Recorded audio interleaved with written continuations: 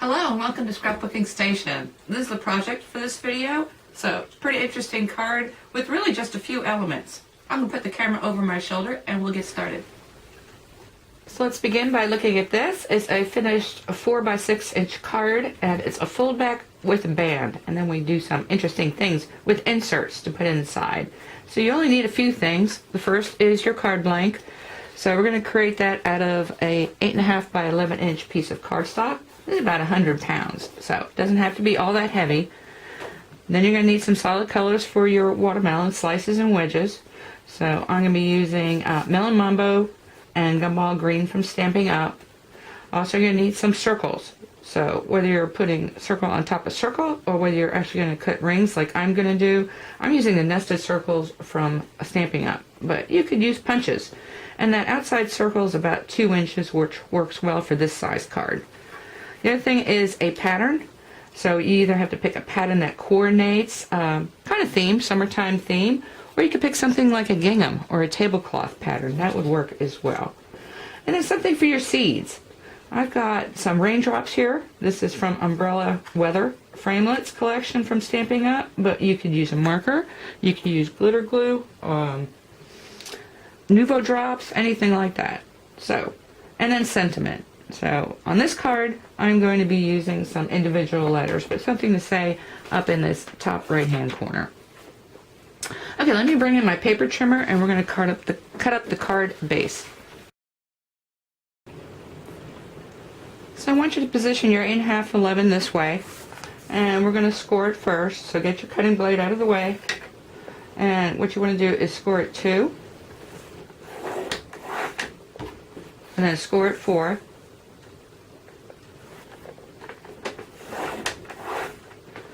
And cut it off at 8.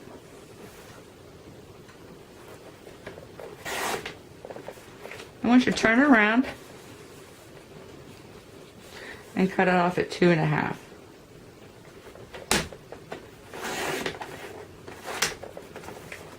So what you're going to have is your card base. So you're going to have a fold back. So it's going to go this way and this way. And then you're going to also have the strip that comes across. So just flip this over. This is that bottom piece. So flip it over and go this way. And that's going to make your band. While we're at it, we may as well go ahead and cut the pattern paper. So this is a strip that's going to cover the band. And so I like leaving a little white edge. So I just cut it a little bit short of 2.5. So by a little bit short, like between 1/32 and 1/8 short. Now the 4 sections are 4 inches, 2 inches, and 2 inches. And I like cutting that in a row, especially with this sort of pattern. Of course, if you've got a pattern that has a direction, you want to be careful of that as well. So my first one's 4 inches. I'm just going to come in a little bit and cut that. Then the next one's 2 inches. Again, come in a little bit, cut that. Next one's 2 inches, come in a little bit, and cut that. Okay, now you want to give everything a good crease. You might as well go ahead and put these panels on. So I'm going to try and remember where everyone goes. So if you were to flatten this out, the pattern would stay consistent all the way across. And then we'll be back to work on the watermelon slices.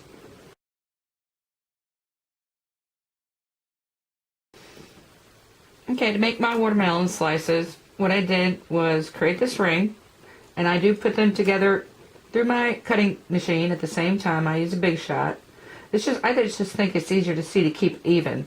Of course, this does represent a rind around a watermelon, so it doesn't have to be spot on. In fact, it might be more interesting if it was a little bit lopsided. But anyway, that'll happen on its own. So, actually, it's good practice to make a great ring. And then you're going to need to use the larger die to cut out the watermelon. And I'm just going to lay each one over like so. And then you're going to need 4 of them. And I want you to cut 3 of them in half at this point. Now the other way to go about it is take your larger die for the green. And if you don't want to cut rings, this will be your rind. And just take the smaller circle and pop that on the inside. And then cut in half. You may as well go ahead and do your seeds as well. So I went ahead and die cut all my little seeds, and I'm going to place them after I slice my watermelon in half. So three watermelon pieces, and each one sliced in half, so we'll have 6 half slices.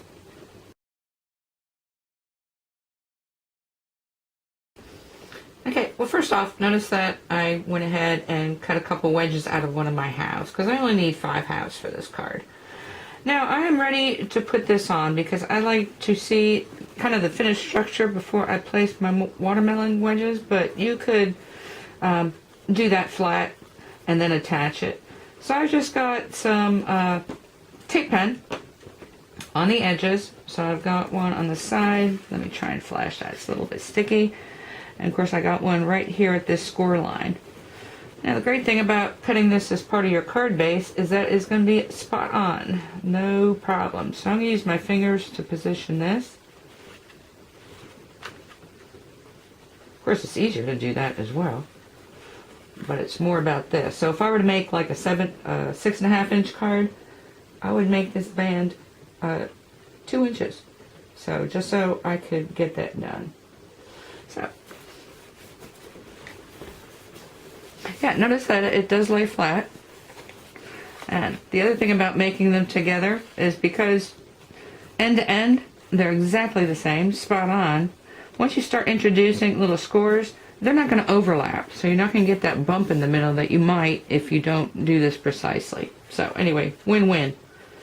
Now I'm going to start positioning my watermelons. I'm just going to take pictures, but just remember that here you can glue down, of course, all the way. But once you get across here, you just want to put your adhesive where the watermelon is going to be touching that border, because this needs to be free. And same with this piece that goes here. And of course this one that you put on here can be flat onto the card. So let me do that, and then I'll be back and we're going to talk about these inserts to add dimension. Okay, I've come back a little further along. First thing, you can add your sentiment at any point in the process. So even when you just kind of cut out your blank, if you're stamping or if this gets a little bit bulky, it might be easier to go do that. The second reason is I wanted to show you that this card could be finished as done. So, I mean, it'd still be pretty, it'd still display, it'd still be dimensional. I did change from stamping because the first thing I want to do is suggest that whatever you do for your seeds, you might want to somehow incorporate into your sentiment. So if you're using ink, ink your sentiment. If you're using glitter, maybe do something with glitter here.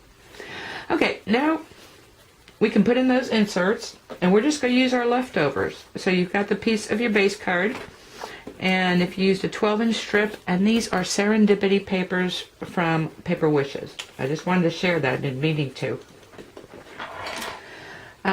You've got this strip, and what you're going to need, this block is 2 inches wide, and you're going to need to have 2 tabs. So I like my tabs 3/8 inches because 1/4 is a little bit hard to score and fold over. So I'm going to put 3/8 on one end. Then I'm going to use that score line and put it at 2 inches or just inside. Actually, I can use that edge as well. And I'm going to put another score line. So I've got my 3/8 on one side. I've got my 2 inches, and then I'm going to come 3 more eighths and go ahead and cut this off.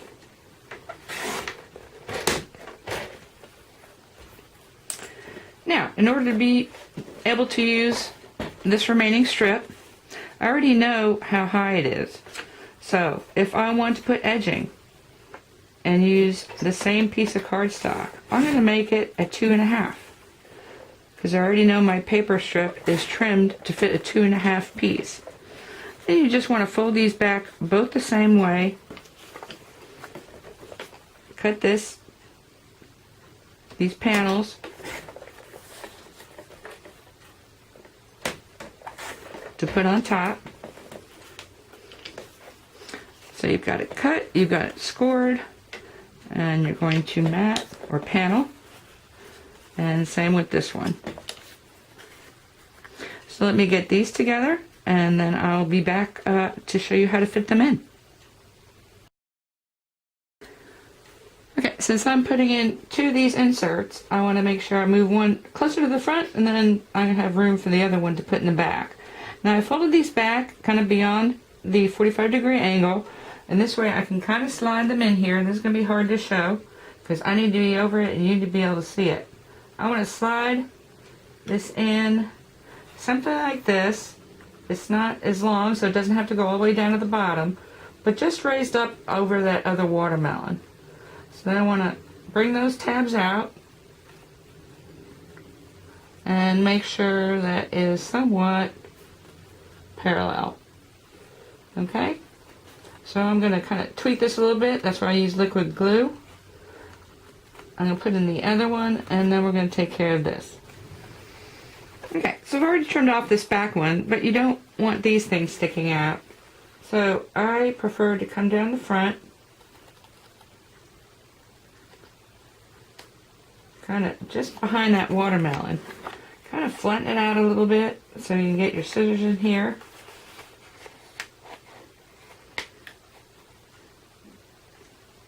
Actually, I'll probably use a knife and put a layer back there. So, just something like that.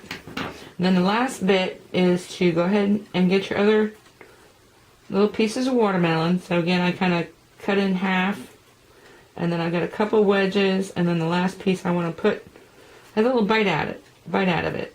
So that was something that came off the message board. I had someone case the basic card, and they had bites in their watermelon wedges, and I thought that was so cute. So we're going to put him something like that. Now I'm going to leave you pictures with this, and like I said, so few elements, comes together quickly. It's going to be really interesting. And one of my favorite things is if you build it like I did with just that strip of paper. I used actually the innie from the green to do some of my letters and some of these outer pieces on the Melon Mambo there. And those are the scraps, so not a lot of leftovers. Of course, I had another half a wedge of watermelon. Anyway, I hope you took something with you can use in your own paper crafts, and I thank you for watching.